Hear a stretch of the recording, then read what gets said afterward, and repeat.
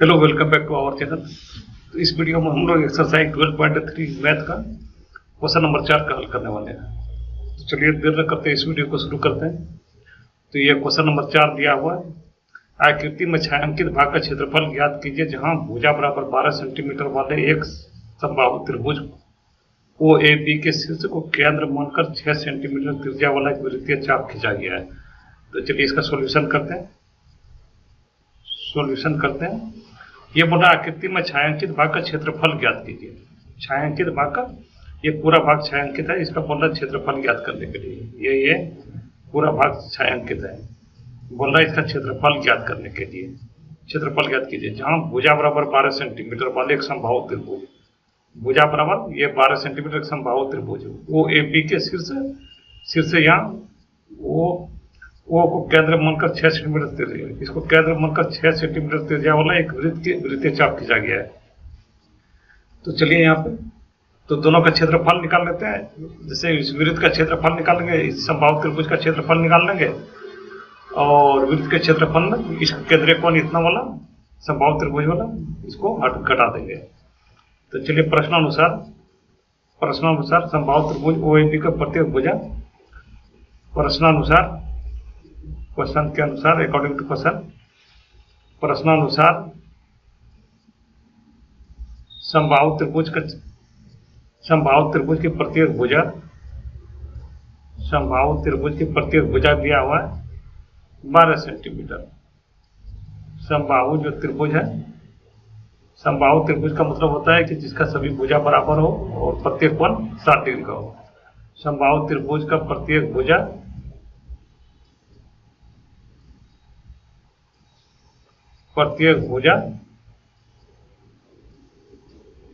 बराबर 12 सेंटीमीटर। प्रत्येक भुजा 12 सेंटीमीटर है।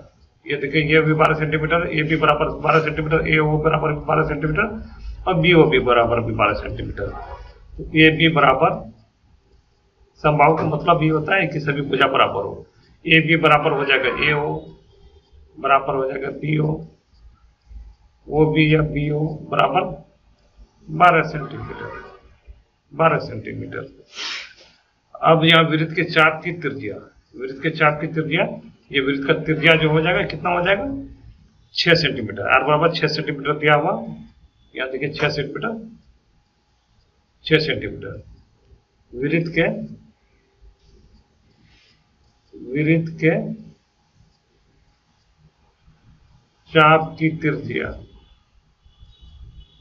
चाप की त्रिज्या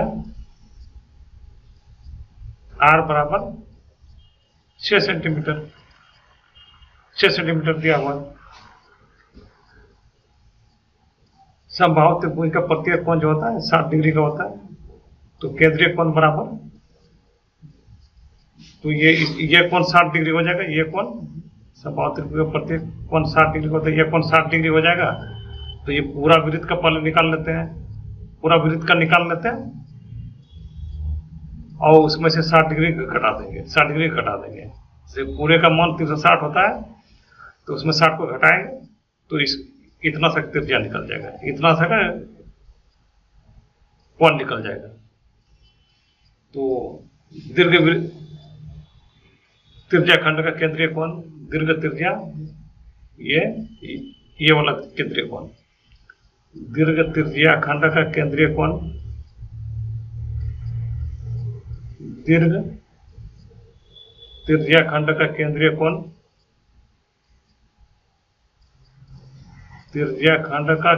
कोण, दीर्घ त्रिज्या खंड का केंद्रीय कोण बराबर 360 माइनस 60 हो जाएगा। तो ये 300 हो गया, 360 माइनस 60 300। इसको दो प्रोसेस से निकाल सकते हैं। तो चाहे तो ये यहाँ पे वो है, ये वाला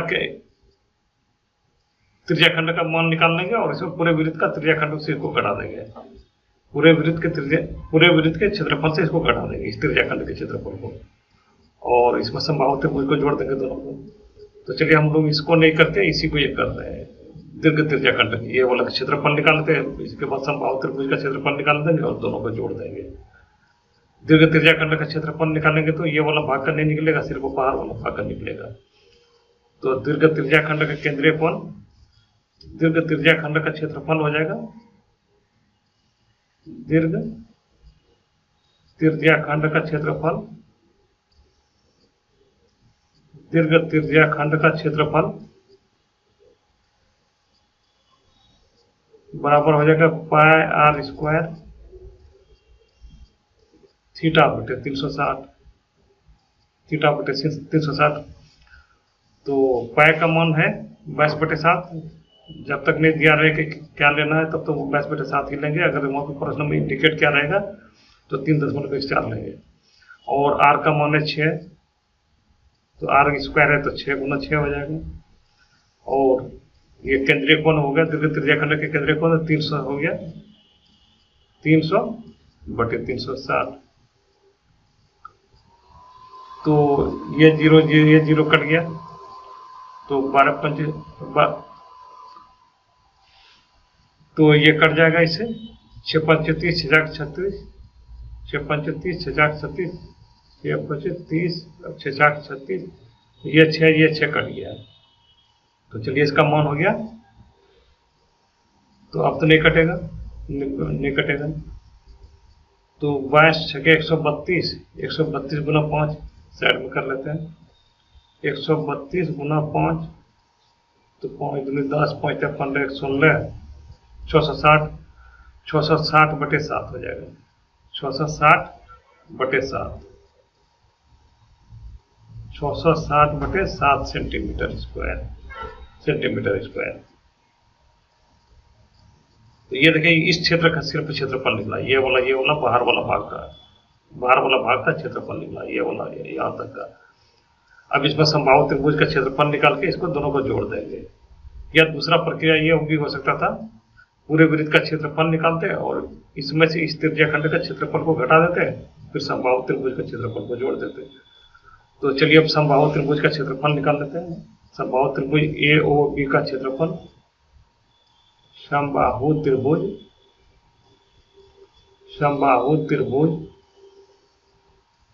ए ओ बी का क्षेत्रफल। समबाहु त्रिभुज का क्षेत्रफल होता है √3/4 गुना भुजा का स्क्वायर।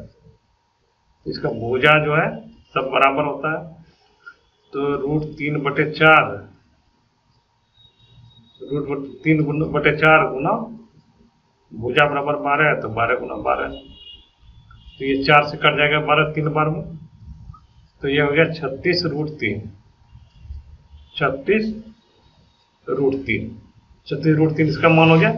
ये वाला समबाहु त्रिभुज का क्षेत्रफल, और इसका मान निकला 660/7 सेंटीमीटर। तो छायांकित भाग का क्षेत्रफल, छायांकित भाग का क्षेत्रफल अब बोलो हम लोग,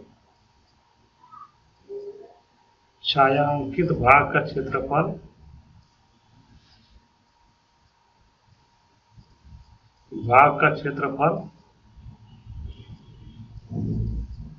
दीर्घ त्रिज्याखंड का क्षेत्रफल प्लस समबाहु त्रिभुज का ए ओ बी का क्षेत्रफल, दीर्घ त्रिज्याखंड का क्षेत्रफल, वृत्त के दीर्घ त्रिज्याखंड का क्षेत्रफल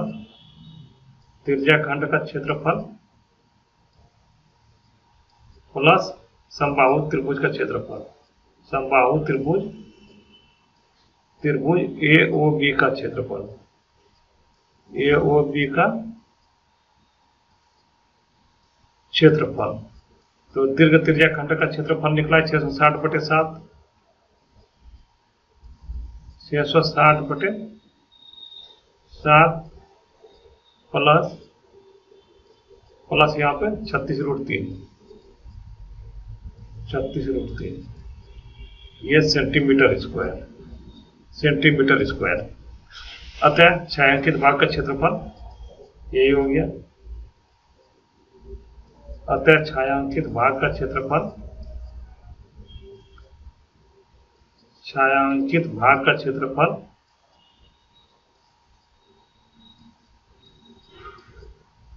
660/3 660/7 प्लस 36√3 सेंटीमीटर स्क्वायर। इसको दो प्रोसेस से आप लोग निकाल सकते थे, कोई दिक्कत नहीं, किसी भी प्रोसेस से आप निकालिए। जैसे एक प्रोसेस ये हो गया, मान लीजिए ये त्रिभुज है, ये समबाहु त्रिभुज है, और ये वृत्त है। तो पूरे वृत्त का क्षेत्रफल निकाल देंगे, इसमें से इस केंद्रीय कोण का क्षेत्रफल को घटा देंगे, इस केंद्र का त्रिज्या खंड का क्षेत्रफल को घटा देंगे, पूरा वृत्त का पहले क्षेत्रफल निकालेंगे इसे, और ये तो 60 डिग्री कोण मान हो जाएगा क्योंकि समबाहु त्रिभुज है। तो इस त्रिज्या खंड का क्षेत्रफल को घटा देंगे और फिर समबाहु त्रिभुज का क्षेत्रफल निकाल देंगे, क्योंकि इसको दो बार मान नहीं लेना है, एक ही बार लेना, चाहे इसमें लीजिए या इसमें लीजिए। तो इसको त्रिभुज को फिर घटाने में दिक्कत आता है, क्योंकि ये सर्किल टाइप का, कर्व है। तो इसलिए इसी में से वृत्त में ये करेंगे, प्रक्रिया करेंगे।